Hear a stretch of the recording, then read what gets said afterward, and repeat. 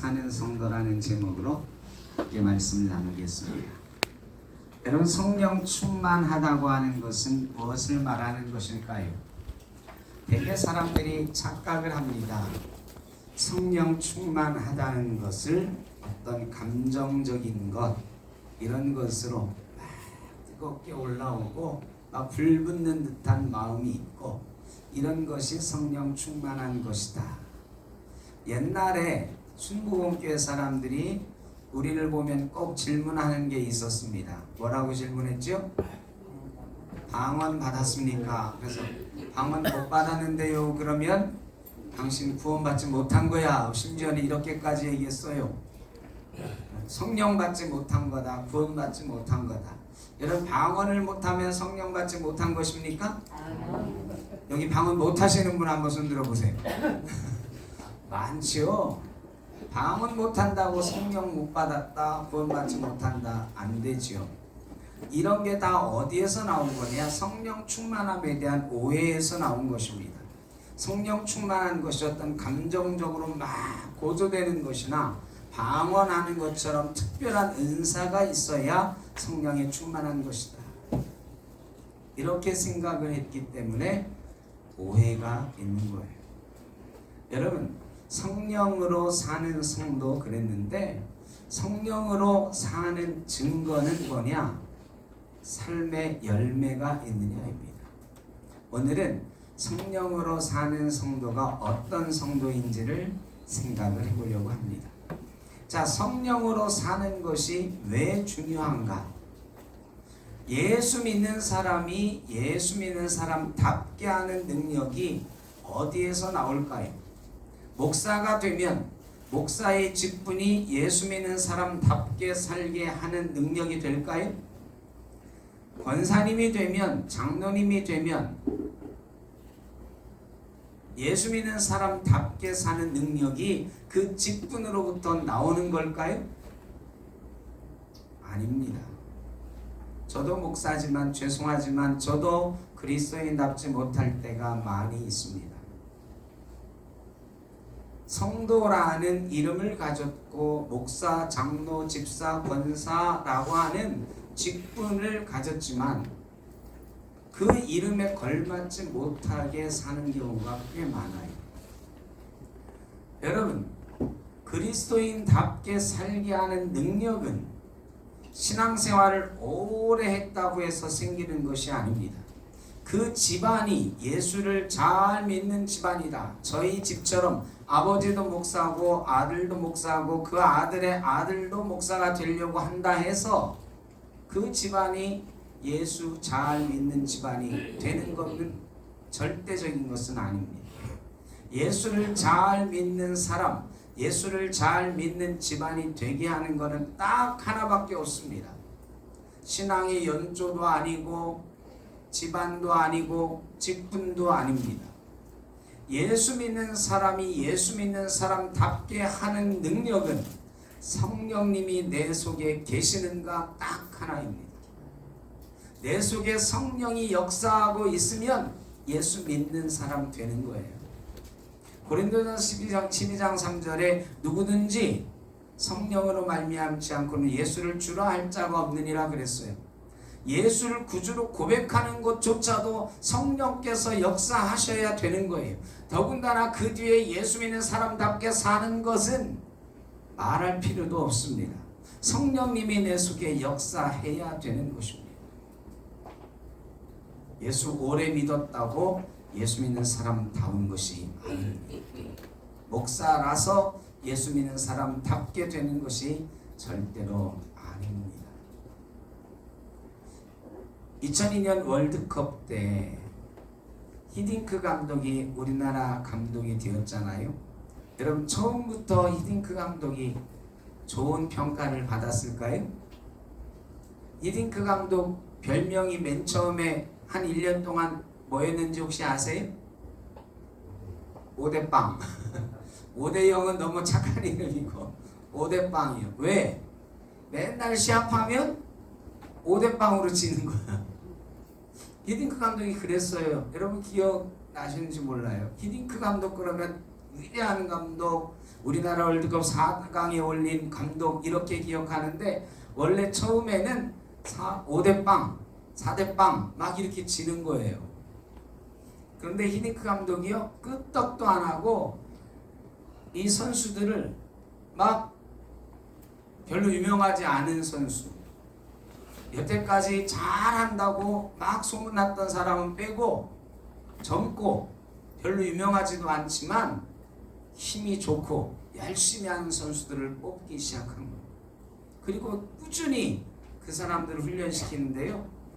전술, 기술 이런 거 처음에는 안 따. 1년 동안 내내 입에서 단내가 나도록 뭐만 시켜요? 체력 훈련만 시켜요. 그리고 1년 뒤부터 전술을 거기에 입히기 시작하는데요. 놀라운 일이 벌어졌잖아요. 월드컵이 시작됐는데 우리나라 선수들이 다른 나라 선수들보다 훨씬 많이 뛰는 거예요. 이탈리아랑 할 때 보니까 연장전 갔거든요.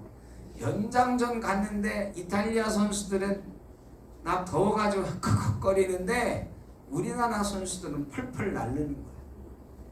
그게 어디서 왔다? 체력에서. 체력. 이게 전술도 기술도 이 움직이는 힘이 있어야 돼요. 우리보다 훨씬 기술이 좋아도 움직이는 힘이 없으면, 동력이 없으면 기술도 소용이 없더라니까요. 인생을 움직이는 힘도 엔진도 따로 있어요. 여러분의 인생을 움직이는 힘은 뭡니까? 사람들에게 물어보잖아요. 당신은 뭐 때문에 그렇게 열심히 삽니까? 당신을 움직이는 힘은 뭡니까? 당신 인생의 엔진은 뭡니까? 물어보면 대개가 가족입니다. 이렇게 대답을 하고요. 어떤 사람은 성공입니다. 나는 성공하기 위해서 성공을 목표로 해서 열심히 달려갑니다. 성공하고자 하는 마음이 내 인생의 동력입니다. 여러분, 그런데 우리 예수 믿는 사람이 살아가는 힘은 성공하기 위한 것 마음도 아니에요. 여러분 착각하면 안 돼요. 가족도 우리 예수 믿는 사람이 예수 믿는 사람답게 하는 능력은 아닙니다. 예수 믿는 사람답게 살게 하는 능력은 딱 하나인데 그게 뭐다? 성령이다. 예수 믿는 사람답게 살게 하는 능력, 엔진이 성령님이세요. 성령님. 이 성령님은 아까도 말씀드렸듯이 그렇게 직분이나 예수 믿은 연조나 지식에서 생겨나는 게 아니에요. 열심히 기도하고 찬송하고 말씀 읽고 묵상하고 이러면 성령님으로 충만해지는 거예요. 여러분, 성령님이 우리 속에서 떨어지면 어떻게 되나요? 성령의 능력이, 성령의 역사하심이 내 삶 속에서 없어지면 어떻게 돼요? 내 속에서 없어지면 어떻게 돼요? 예수 믿는 사람답게 살지 못하는 건데 그것을 우리는 죽었다 그럽니다. 영적으로 죽었다 그러는 거예요. 겉모양은 산 사람이지만 네가 살았다 하는 이름을 가졌지만 죽었다라고 하는 꾸지람을 들었던 사대 교회처럼 우리는 죽은 사람이 되는 것입니다. 성령이 역사하지 않으면, 내 속에 성령의 능력이 없으면 죽은 사람 되는 거예요. 우리 영이 죽은 거예요. 그 성령의 능력은 어떻게 나타나는가? 삶으로 나타나요. 자, 오늘 우리가 하려고 하는 말씀은 어떻게 하면 성령의 충만함을 받을 수 있느냐, 이 얘기를 하려고 하는 거 아니에요. 여러분은 그거는 이미 다 아세요. 예수 믿은 지 몇 년인데 그걸 몰라. 어떻게 하면 성령 충만할 수 있는가 다 알지만 내가 지금 성령 충만한가 혹은 성령께서 내 속에 살아 계시는가 하는 건 착각해요. 잘 몰라요. 여러분, 차를 몰고 가다 보면 기름이 떨어져 가면 차 맨 앞에 뭐가 들어와요? 빨간 불이 들어와요. 불이 들어오면은 어떻게 해야 돼요? 기름을 넣어야 돼요. 기름을 안 넣고 버티면은 앵꼬대. 네, 그 앵꼬라는 말은 옛날 일본 말인데 어쨌든 벼요. 기름통이 비면 어떻게 되죠? 차가 서버립니다. 차가 서버립니다. 여러분, 누가 그렇게 무식하게 기름 떨어질 때까지 차를 몰아? 그렇게 말씀하실지 모르지만 제가 그 사람 중에 한 사람이에요. 제가 차 멈춰줘 봤어요. 멈춰줘 봤어요. 차에 기름 떨어진 거 모르고 제가 새벽기도 가려고 막 운전해 가는데 그 전날 틀림없이 불이 들어온 걸 봤을 건데 내일 새벽기도 끝나고 넣어야지 했을 거예요. 그런데 새벽기도 가다가 갑자기 차가 멈추는 거야. 얼마나 당황했을까요? 그나마 다행히 교회하고 한 1km 정도 떨어진 데서 멈춰가지고 제가 부지런히 달려갔다니까요. 여러분, 기름이 떨어지면 차는 멈춥니다. 여러분, 기름이 가득한 티코를 선택하시겠어요? 아니면 기름 떨어진 벤츠를 선택하시겠어요? 네? 기름이 하나도 없는 벤츠와 기름이 가득한 티코, 여러분은 어떤 차를 타시겠습니까? 티코를 타시겠죠. 그런데 여러분, 수많은 그리스도인들이 벤츠를 선택합니다. 우리의 삶을 한번 돌아보십시오. 우리의 삶은 기름 떨어진 벤츠 같은 그런 삶이 많아요. 목사야, 내 폼나는 목사야, 내가 성령 없다고 누가 그래. 그런데 내 속에 기름통은 비어가요. 내가 장로야, 예수 믿은 지 50년 됐어. 여러분, 그것이 기름을 채워주지 않아요. 그런데 기름 떨어져 가는지 모르고 내 직분과 연조를 자랑하다가 기름 떨어져요. 앵꼬나요. 멈춰서요. 멈춰서면 우리의 영이 죽는 거예요. 여러분, 그 상태를 우리는 영이 죽었다 그러는 거거든요. 자, 여러분, 오늘 우리의 삶에서 성령의 능력으로 살면 이렇게 사는 것이라는 것을 우리가 살펴볼 거예요. 그러면 여러분은 그거에 비추어서 나는 지금 성령의 기름이 떨어졌는지 안 떨어졌는지를 살펴보라는 거예요. 첫째, 성령으로 사는 성도는 말씀의 찔림을 받는 사람이다. 베드로가 설교했더니 사람들이 마음에 찔렸다 그랬습니다. 3,000명이나 예수 믿는다 했다. 여러분, 말씀의 찔림을 받고 있느냐? 여러분, 말씀의 찔림을 좀 받고 계십니까? 모르겠습니다. 말씀의 홍수 시대에 우리는 살아요. 근데 예전에는 보세요. 예전이래 봐야 저 어릴 때니까 한 50년 전에는 예수 믿는다는 게 대단한 게 아니었어요. 그저 예배당에 출석하고 예배 드리고 공각 공부하고 부흥에 있으면 쫓아다니면서 말씀 들어요. 왜? 말씀 들을 게 그거밖에 없어요. 성경 퀴즈 대하면 성경을 열심히 또 읽고요. 그런데요, 그때는 말씀 한 절 한 절이 내 속에 꽝꽝 치는 게 있었어요. 예배 자리에 들어가기만 하면 그 예배 시간을 통해서 우리에게 주시는 말씀이 막 나를 찔러가지고 눈물이 나고 콧물 나고 막 그랬어요. 그런데 요즘은요, 말씀의 홍수 시대에 살아요. 여러분은 오늘 제 말씀, 저를 통해서 듣는 하나님의 말씀이 아니더라도 수많은 설교와 말씀들을 듣고 살죠. TV만 틀면 막 나오니까요. 여러분, 그런데 그 수많은 말씀들이 나를 얼마나 찌르느냐가 문제예요. 그렇게 수없는 말씀을 들으면서도 마음에 찔림이 없다고 하면 뭐가 없는 거다? 기름이 떨어진 거다. 말씀 앞에 무뎌지면 성령의 기름이 떨어진 거다. 그 목사님의 설교를 잘 못하니까 그렇지. 죄송합니다.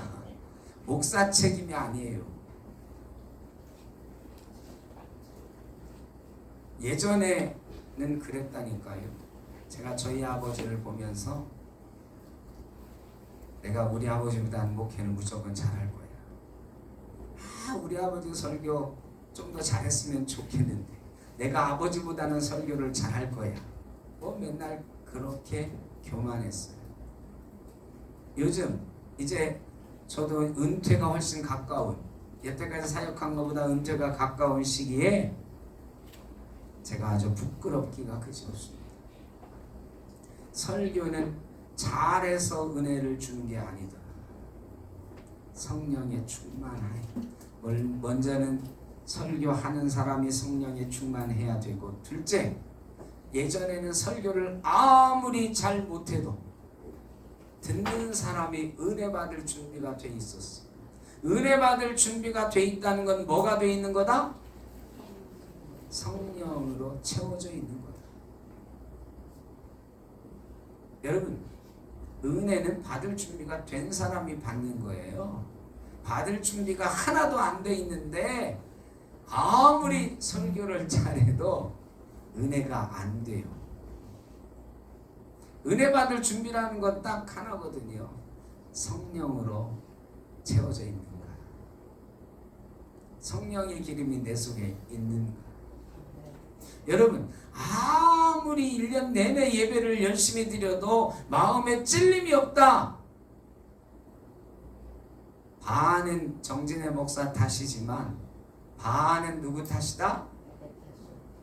내 속에 뭐가 없다? 성령이 없다.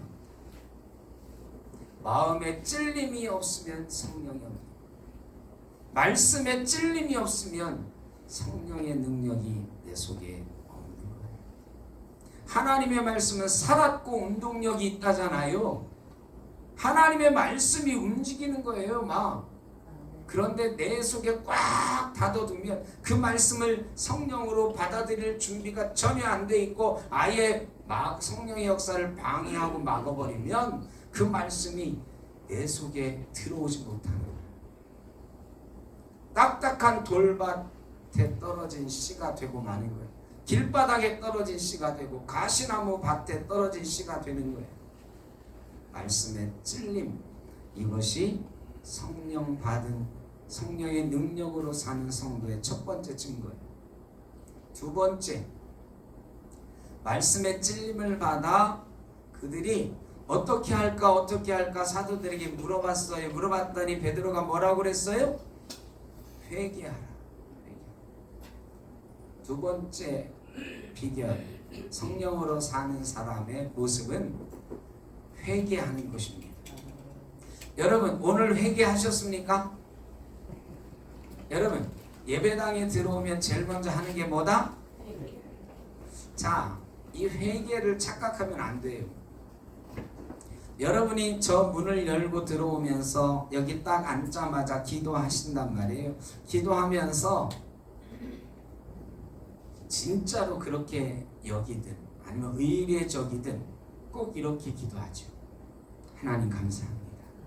저 세상에서 살다가 이렇게 불러주시니 감사합니다. 저 세상에서 지난 한 주간 또 잘못하며 살았는데 용서해 주시고 오늘 은혜 주십시오. 여러분, 이걸 회개라고 착각하지 마세요. 이거 회개가 아니에요. 여러분, 회개의 일부분이죠. 아주 작은 일부분. 이건 죄의 고백이에요. 그래서 참회의 기도를 드리겠습니다 그러잖아요. 이 참회, 이거 뉘우침이거든요. 뉘우침의 기도와 회개를 착각하면 안 돼.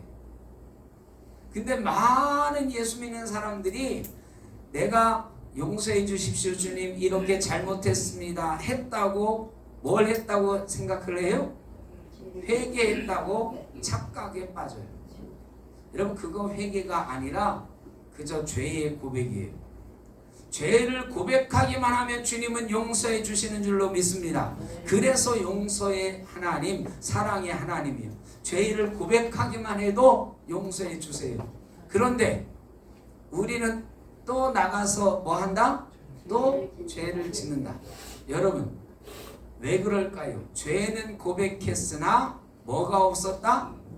회개가 없었다. 회개가. 회개는 뭐냐? 돌이켜 고치다 이 뜻이에요. 회개는요, 돌이켜서 고치는 게 회개예요. 자, 그러면 우리는 이렇게 기도해야 돼요. 주님, 제가 이런 잘못된 습관으로부터 돌아서게 해주십시오. 이 죄로부터 고칠 수 있게 해주십시오. 삶의 방향을 바꿀 수 있게 해주십시오. 라고 기도해야 돼요. 그런데 그렇게 기도해도 세상에 나가서 안 바뀌어요. 왜? 안 바뀌는 게 당연한 게 사람이니까. 여러분, 3살 버릇 80까지 간대요. 이 말은 3번 든 습관은 고치기 쉽다 어렵다? 어렵다. 그래서 심한 말도 있죠. 사람이 갑자기 변하면 뭐다? 죽는다. 여러분, 사람이 갑자기 변하면 죽는다 이 말은 사람이 변하는 게 그만큼 어렵다는 거예요. 여러분, 사람 안 변해요? 그런 얘기 많이 하죠. 사람 안 변하는 거야. 요즘 드라마에서 사람은 고쳐 쓰는 거 아니다 뭐 이런 얘기도 나와요. 왜? 안 변하는 거니까. 여러분, 사람은 고쳐 쓰는 거 아니래요. 사람은 변하지 않는데요. 여러분, 그런데요, 내가 결단해서는 잘 안 변해요. 내가 고쳐야지 작심삼일이에요. 사람이요, 자기 스스로를 자기가 바꾸겠다고 결심한다고 결단한다고 되는 게 잘 아니더라고. 노름 많이 하는 사람들 옛날에 뭐 했어요? 노름 다시는 안 한다고 하면서 한 게 뭐야? 손가락 잘라. 나중에는 팔목까지 잘라. 그런데 저는 뭐 직접 보지는 못했지만 영화 같은 데 보면 그 사람이 나중에 어떻게 해요? 여기 쇠고랑 이런 걸로 손 대신해 가지고 와서 그걸로 화투 쳐. 그만큼 바꾸기 어려운 거예요. 팔을 잘라도 잘못된 습관, 죄의 습관 잘 못 바꾸는 거예요. 여러분, 그런데 여기서 습관을 바꾸고 방향을 돌이키라고 말씀하세요. 돌이킬 수 있는 거는 딱 하나밖에 없어요. 우리의 마음과 삶의 방향을 바꾸시는 분은 성령님이신 줄로 믿습니다. 우리의 삶의 방향이 바뀐다면, 우리의 습관이 바뀐다면 우리는 성령에 충만한 거예요. 그런데 우리의 말솜씨나 우리의 말본세나 행동하는 거나 이런 것들이 계속 안 바뀌고 이러면 안 되는데 이러면 안 되는데 하는 거 많잖아요. 그런데 그런 게 안 바뀌면 내 속에 뭐가 떨어져 가는 거다? 기름 떨어져 가는 거다. 무슨 기름? 성령의 기름 떨어져 가는 거예요. 여러분, 저도 그런 안 바뀌는 습관이 있습니다. 더 성령에 충만해야 이게 바뀔 텐데 말이죠. 여러분, 그런 잘못된 습관, 방향에 전환 안 되는 것 보면서 깨닫는 거예요. 내 속에 성령이 더 충만하게 하옵소서. 성령의 역사가 부족하구나. 3번째는 사람이 많아졌어요. 3,000명이나 예수 믿게 됐어요. 그들이 모여가지고 사는 이야기가 나와요. 사는 이야기, 저희가 사도들의 가르침을 받아 떡을 떼며 교제하며 기도했다 그랬어요. 여러분, 교회의 핵심, 사도들의 가르침, 교제, 떡을 떼는 것, 기도하는 것. 물론 이것 이외에도 많지만 공동체 처음 세워질 뼈대 4가지를 말씀하고 있어요. 그 중에 첫 번째가 사도들의 가르침이에요. 여러분, 요즘은 이 사도들의 권위가 별로 없습니다. 그 목사들의 권위가 별로 없지요. 교회에서 사도는 목사거든요. 근데 목사의 권위가 별로 없어요. 왜 그러냐?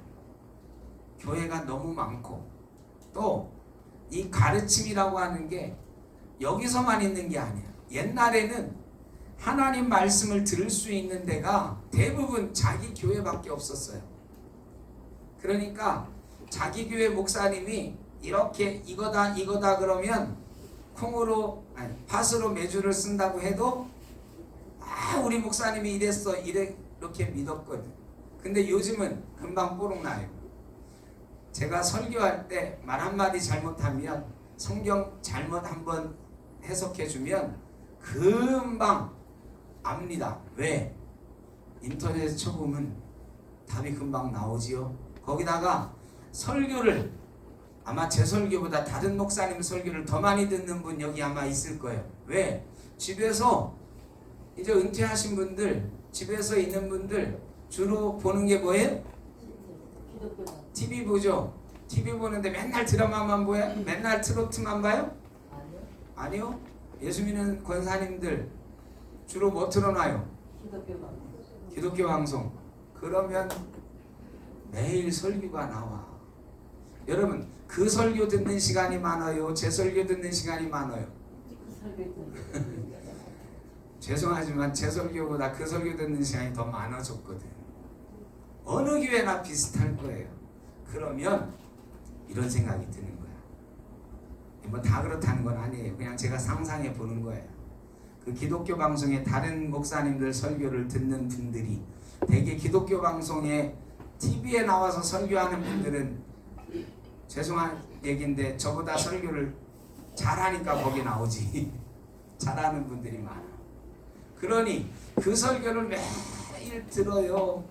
매일 막 입에 당기는 음식을 먹다가 투박한 음식 먹으려고 하면 입이 깔깔하고 맛이 없어. 그러면 입이 깔깔하고 맛없는 설교, 이런 설교들이 권위가 안 생겨요. 세상이 점점 그렇게 됐어요. 이거는 우리 교회만 얘기하는 게 아니라 이 땅의 기독교가 대부분 그렇게 됐어요. 그래서 목사는 그저 예배 시간에 설교 시간을 담당하는 기능을 가진 사람, 이렇게 취급당하는 경우가 꽤 많아졌어요. 우리 교회가 그렇다는 것은 아닙니다. 많은 교회들이 목사님은 설교만 하세요 이런다고. 권위가 없어요. 그런데요, 이 사도의 권위라고 하는 것은 예수님께서 베드로에게 위임하시고 베드로로부터 쭉 2000년 동안 이어져 내려온 전승에 의한 권위예요. 그래서 교회는 그 사도의 가르침을 받도록 되어 있는 거예요. 때로는 그 사도가 좀 못났을 수도 있고 어떤 데는 실수할 때도 있고 틀릴 때도 있어요. 그러나 그 가르침 아래 한 공동체가 있을 수 있어야 그 교회가 든든히 서가요. 그런 교회가 성령으로 사는 교회인 거예요. 두 번째, 교제하는 교회.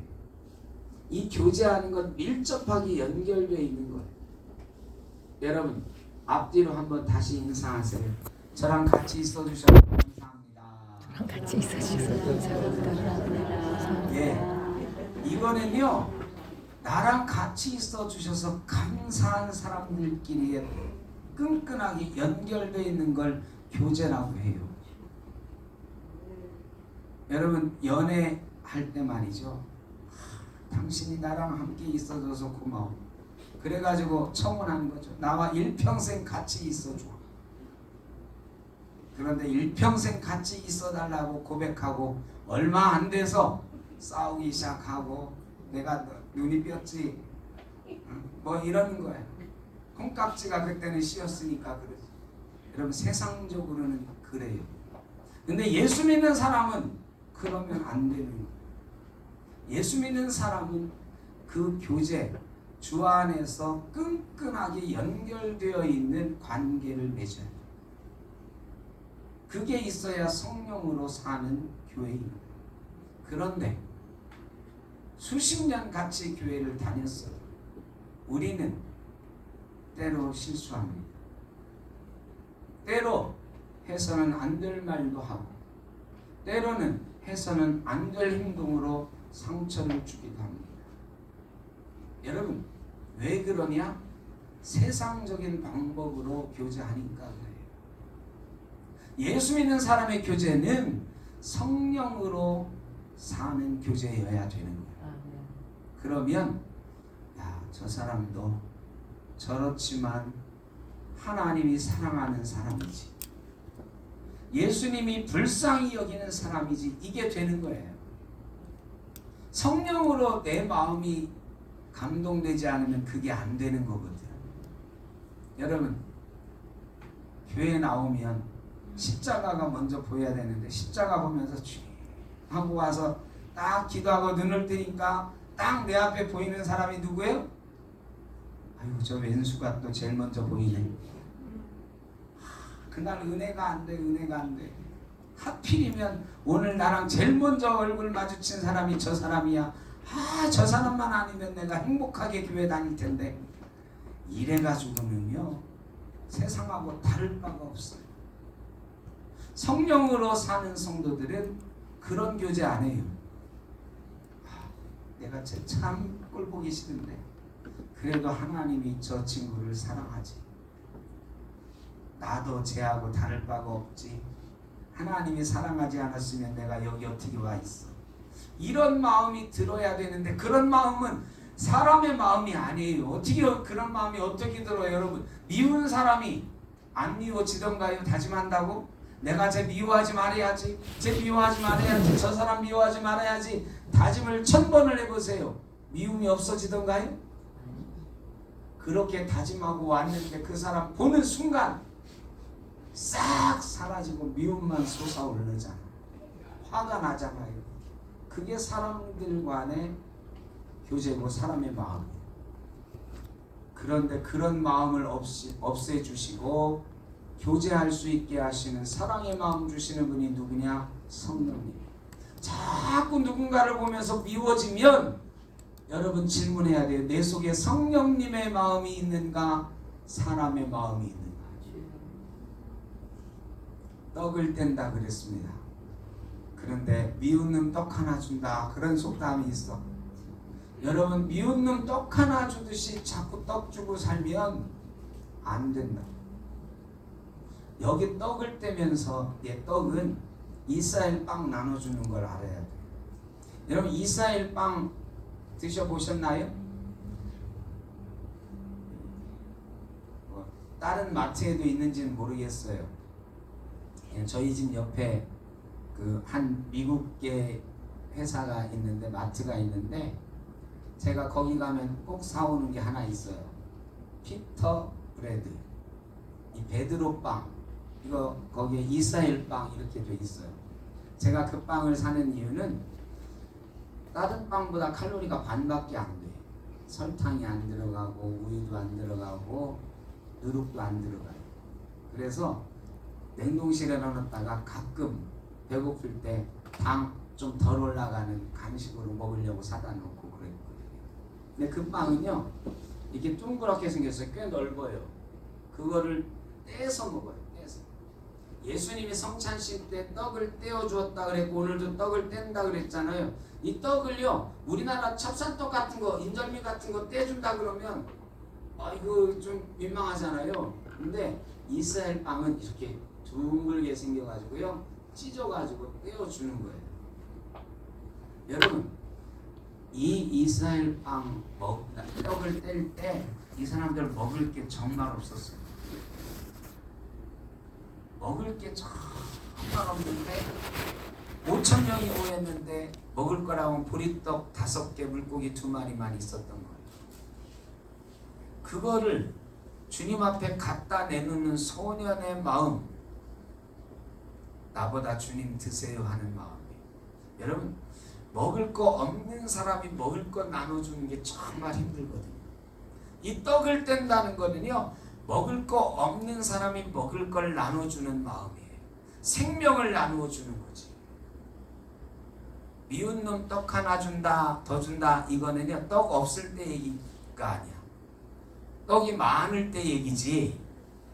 많으니까 미운 놈, 에이, 너 떡이나 하나 먹어라, 이러는 건, 떡이 없으면 그렇게 못해요. 미운 놈한테 못 줘요. 여러분, 떡을 뗀다는 것은 생명을 나누는 거예요. 그 다음에 기도한다 그랬어요. 당연한 거죠. 이렇게 함께 서로 나누고 교제하는 게 성령이 하시는 역할이에요. 우리 교회를 한번 돌아보는 거죠. 우리 교회에서 나를 한번 돌아보는 거지요. 그렇지 못하다면 마음이 부족한 게 아니에요. 인정이 없어서가 아니에요. 뭐가 없는 거다? 성령이 부족한 거다. 네 번째로 재산과 소유를 팔아 각 사람의 필요를 따라 나누어 줬다 그랬습니다. 이건 떡을 떼는, 공동체에서 떡을 떼는 것과는 또 달라요. 자기 재산과 소유를 팔아 나눠준다. 이건 개인적인 걸 말하는 거예요. 여러분, 자기 재산과 소유를 팔아 나눠준다. 이거는 뭘 버려야 가능한 걸까요? 욕심을 버려요. 요즘 세상은요, 다 더 가지고 싶은 거예요. 사랑은 참으로 버리는 것. 뭘 버리느냐? 욕심을 버리는 거예요.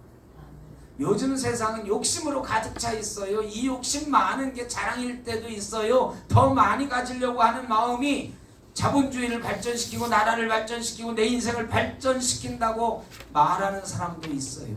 그런데 더 많이 갖는 것 좋은데 많이 가진 다음에 내려놔야 될 게 있어요. 그게 뭐냐?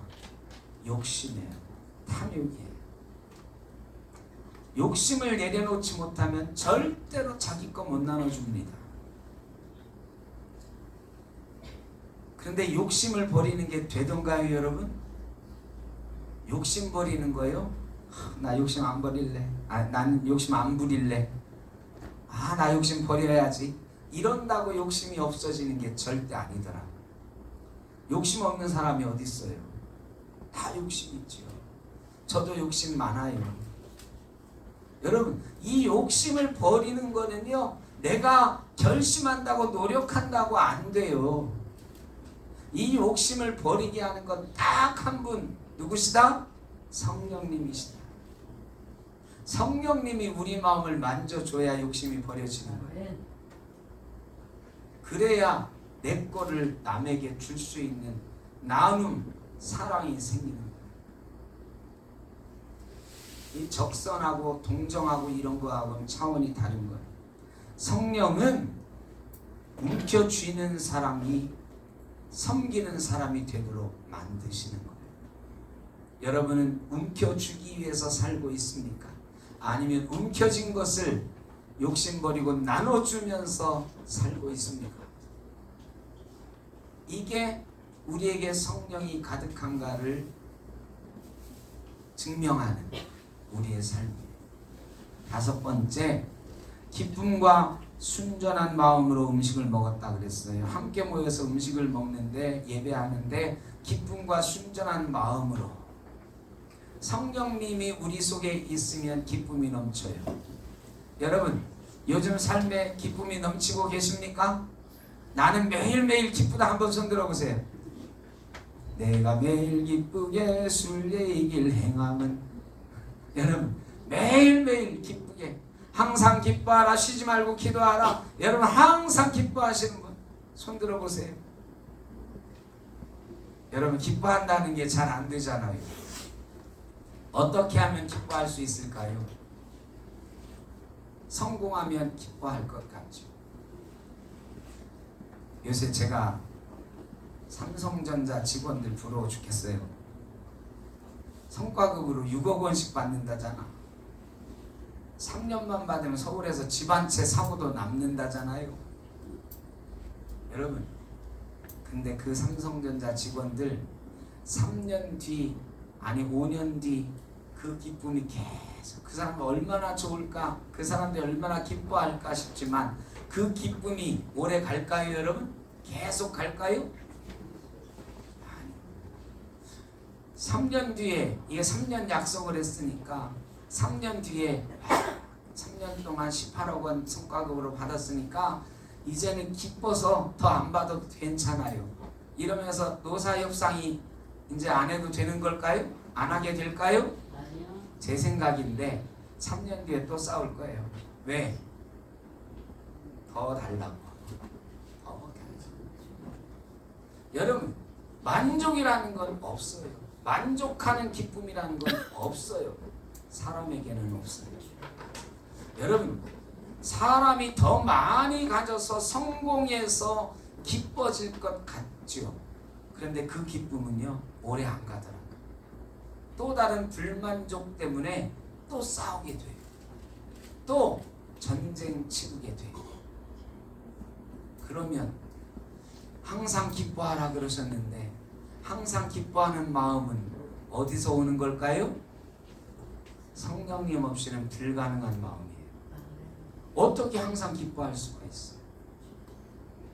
순전한 마음으로, 이 순전한 마음은 다른 사람 보지 않고 하나님만 바라보는 내적인 순전함을 말하는 거거든요. 여러분, 신앙생활 할 때 사람 보고 신앙생활 하는 경우 참 많죠. 여러분, 우리의 겉모양을 중요하게 생각하면서 사는 사람들이 참 많아요. 외식하는 거죠. 내가 목사니까 목사다워야지. 내가 장로니까 장로다워야지. 권사니까 권사다워야지. 좋은 마음이거든요. 그런데 사람이 있을 때는 목사다워. 사람이 없을 때는 목사답지 못할 때가 많아. 이러면 순전하지 않은 거예요. 순전한 것은 하나님 앞에 살아가는 거예요.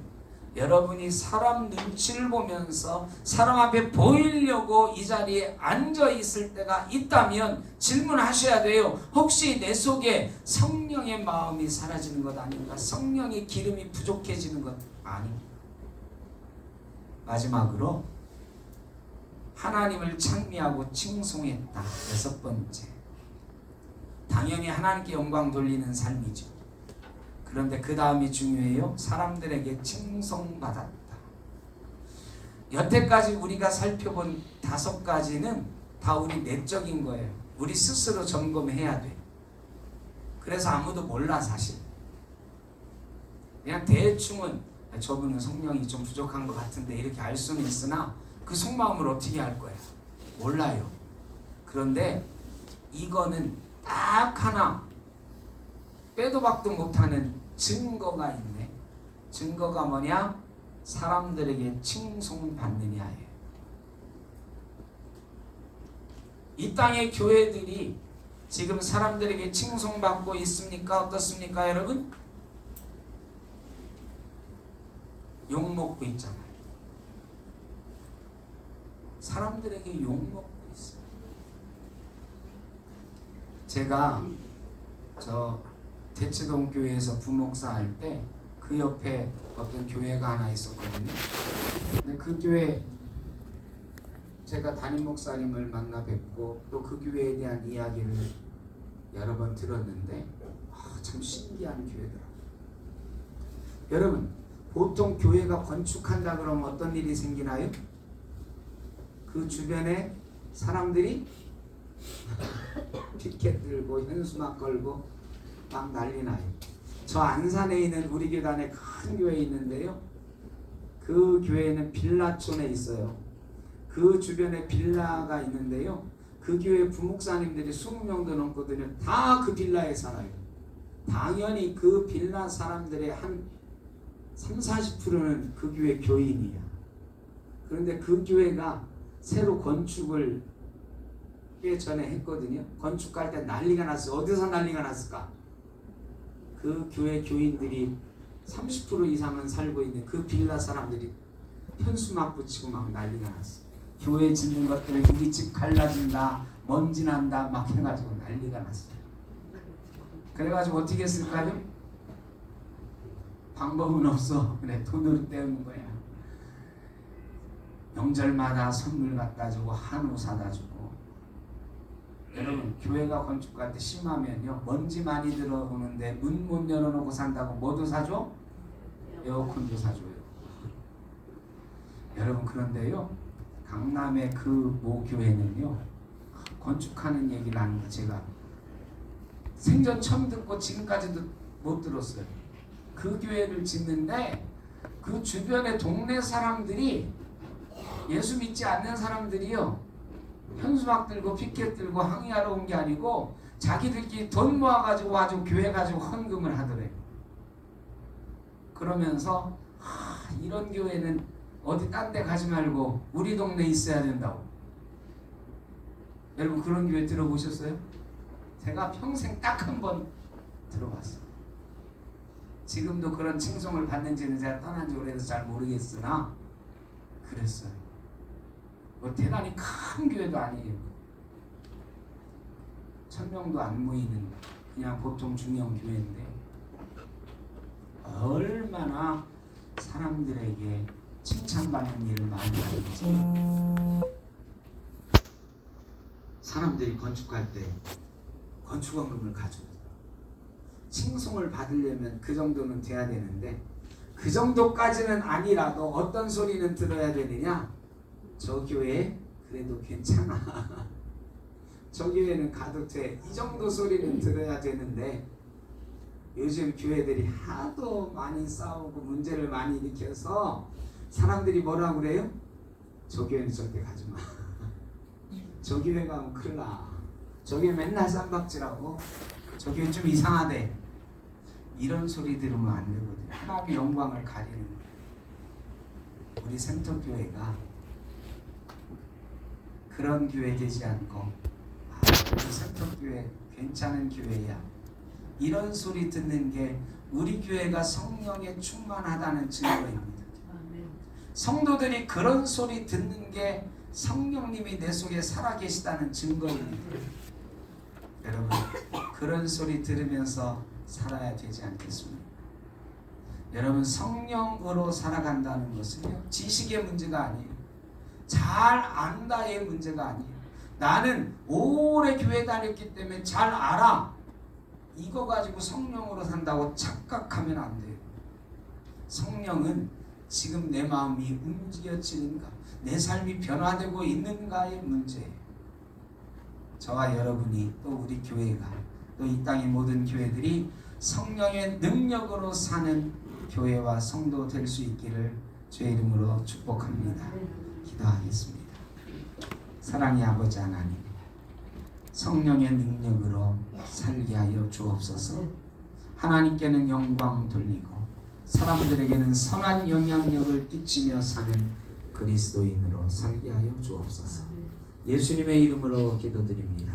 아멘.